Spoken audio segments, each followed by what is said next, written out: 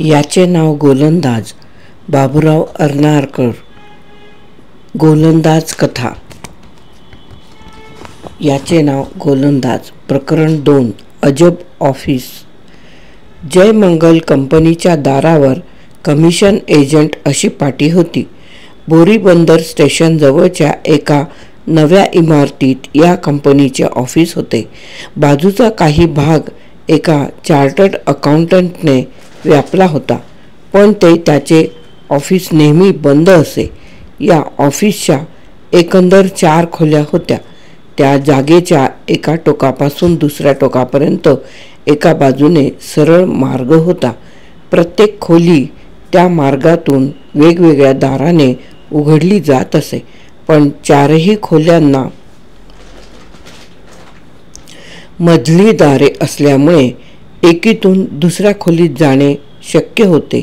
यातील पहिली खोली तेथे येणाऱ्या बाहेरच्या माणसांना बसण्याची वेटिंग रूम होती. दुसऱ्या खोलीत दोघे कारकून बसत असत.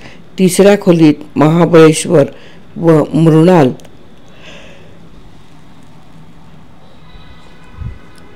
यांचे काम चाले. आणि अगदी शेवटची खोली त्या कंपनीचे मॅनेजिंग डायरेक्टर वेर्णेकर यांची होती. वेर्णेकर हे खूप जाडजूड मध्यम उंचीचे होते आणि त्यांचे खांदे फार रुंद व भरदार असल्यामुळे ते थोडे बुटके दिसत होते. ते काळे सावळे होते. त्यांनी दाढी राखली होती. ते फारच थोडे बोलत असत व त्यांची चर्या अधूनमधून रागीट दिसत होती. एके संध्याकाळी मुराररावांनी चौकशी अशी पाटी असलेले दार ढकलले व तेथे बसलेल्या कारकुनाने मालक फार कामात आहेत असे सांगितले.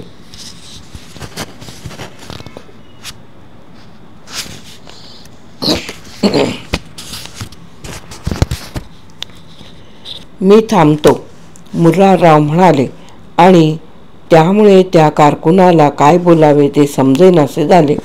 मधल्या दारातून मुराररावांना बाजूची सेक्रेटरीची खोली दिसत होती आणि आपण कुणातरी ओळखीच्या माणसाची वाट पाहत आहोत असे मुराररावांनी ओळखले. ते त्या कारकुनाच्या खुर्चीवरून उठले व मधल्या दारातून पलीकडच्या खोलीत जाऊन त्यांनी गोलंदाजाची पाठ थोपटली. तुझं नाव बदलून महाबळेश्वर कधी बनलास? मुराररावांनी विचारले. अगदी अलीकडेच बनलो. गोलंदाज न लाजता म्हणाला. मला जरा ठसकेबाज नाव हवे होते आणि हे नाव काही वाईट नाही. गोकर्ण महाबळेश्वर नावाचे दक्षिण हिंदुस्थानात एक प्रसिद्ध क्षेत्र आहे, हे तुम्हाला माहीत असेलच. पण वेर्णेकर सध्या अतिशय कामात आहेत.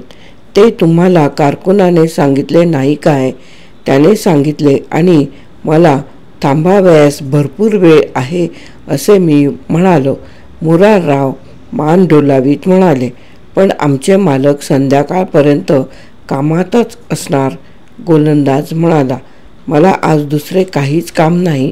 मुरारराव शांतपणे म्हणाले. शिवाय मला बसून राहण्याचा कंटाळा आला तर तुला माझ्याजवळ बसून बोलता येईल. वेर्णेकर तुम्हाला उद्या सकाळपर्यंत भेटूच शकणार नाहीत. गोलंदाज म्हणाला. तुमचा आणि माझा वेळ फुकट घालविण्यात काहीच अर्थ नाही. मुरारराव तेथल्या कोपऱ्यातील कोचाकडे बोट दाखवीत म्हणाले. मला त्या कोपऱ्यात डुलक्या काढता येतील. तू या ऑफिसात एखादी घडीची खाट ठेवली आहेस काय?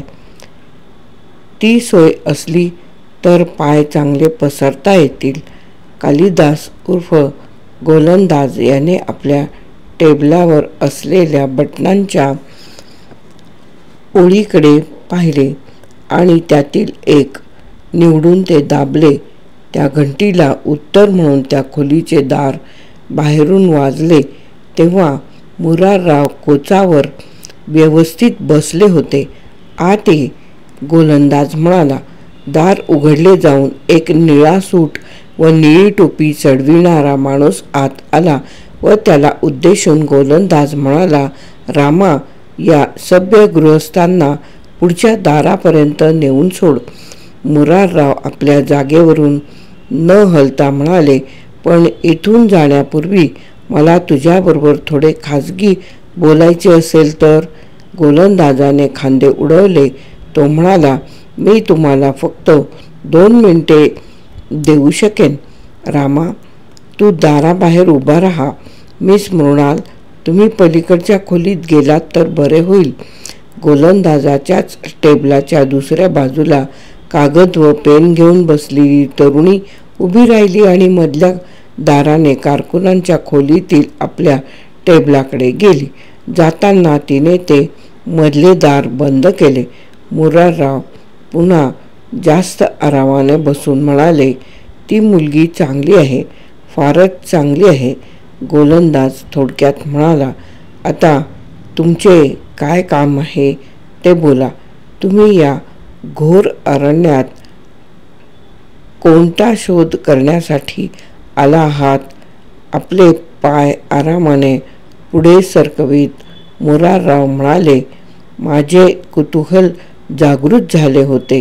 गोकर्ण महाबळेश्वर हे कुणा माणसाचे नाव असावे यावर माझा विश्वासच बसत नव्हता आणि मी तुला पाहिले तेव्हा माझी जिज्ञासा अधिकच वाढली. तुम्ही भलतेच विलक्षण दिसता. तुमचे कुतूहल आणि जिज्ञासा जागृत होण्याचे कारणच काय? मला तर हा तुमचा विक्षिप्तपणाच वाटतो. गोलंदाज म्हणाला.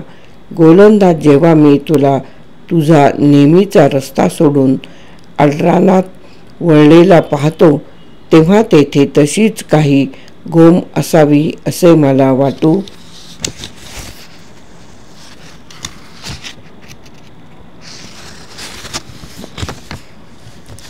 लागले.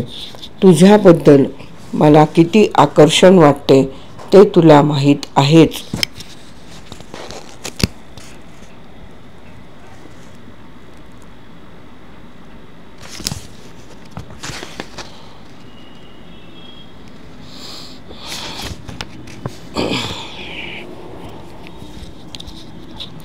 तुझ्याबद्दल मला किती आकर्षण वाटते ते तुला माहीत आहेच.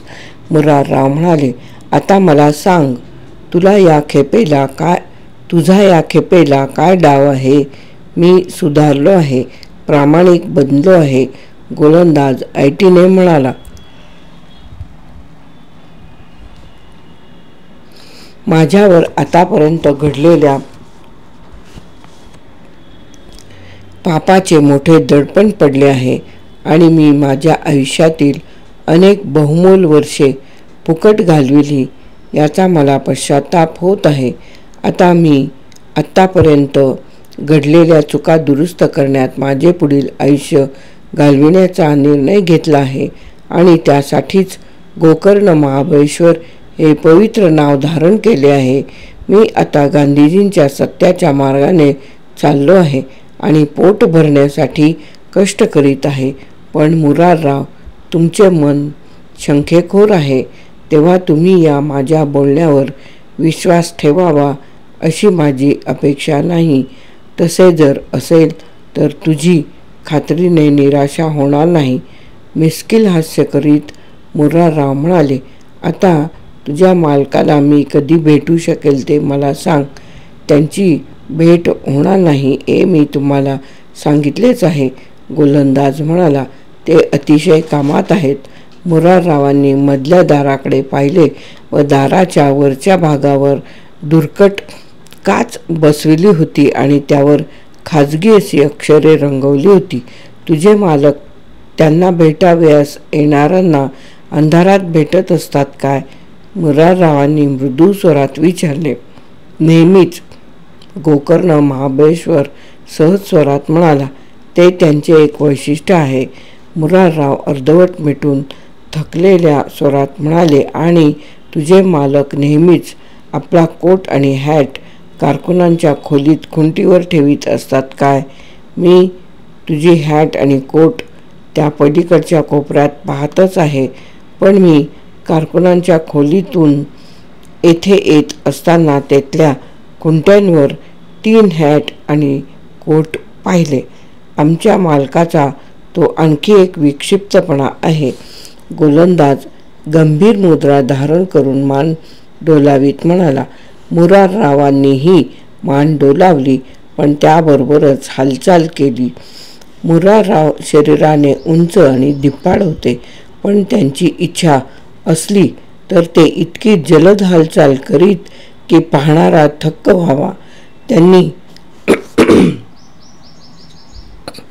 विद्युत गतीने कोचावरून उठून ते खाजगी पाटी असलेले मधले दार उघडले आणि गोलंदाज त्यांना अडविण्यासाठी त्यांच्याजवळ जाण्यापूर्वीच त्यांनी त्या खोलीतील दिवाही लावला.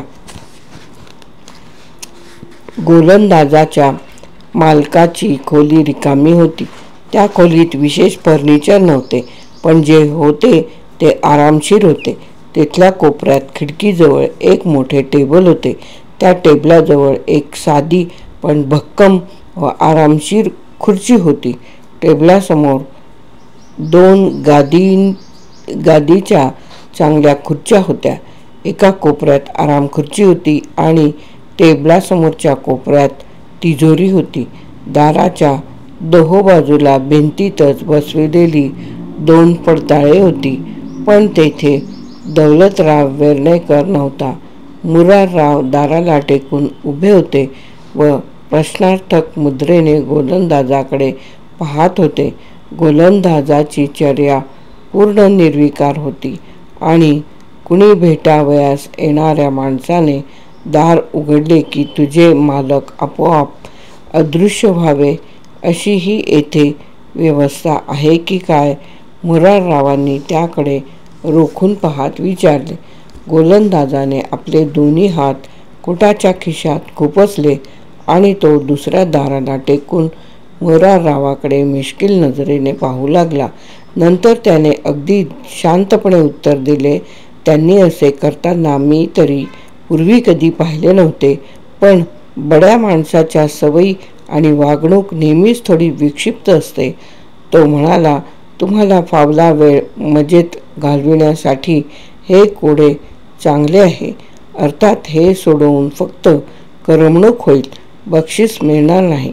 मुराररावांनी आपली हॅट डोक्यावर चढवली आणि ते म्हणाले, मी माझा पूर्वीचा विचार बदलला आहे. मी या ठिकाणी रात्र पडेपर्यंत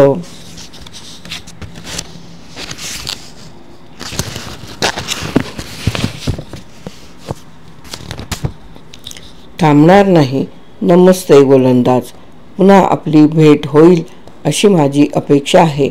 मलाही तीच भीती वाटत आहे, गोलंदाज विनयाने म्हणाला. मुराररावांनी दार उघडले तेव्हा बाहेर रामा उभा असलेला दिसला. रामा, तुला जायला काहीच हरकत नाही, मुरारराव म्हणाले. मला रस्ता सापडू शकेल.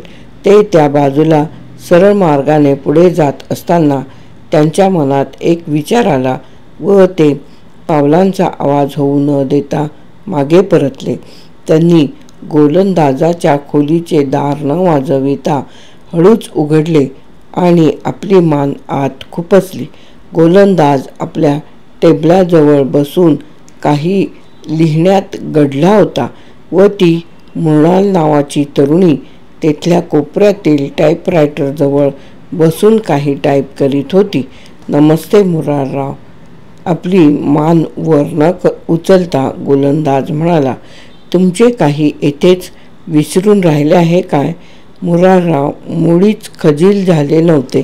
ते म्हणाले, दौलतराव वेर्णेकर जेव्हा परत येतील तेव्हा त्यांना माझा रामराम सांगा आणि यापुढे मला ठार करण्याचे पोरकट प्रयत्न त्यांनी सोडले नाही तर मला अतिशय राग येईल, हेही त्यांच्या कानावर घाल.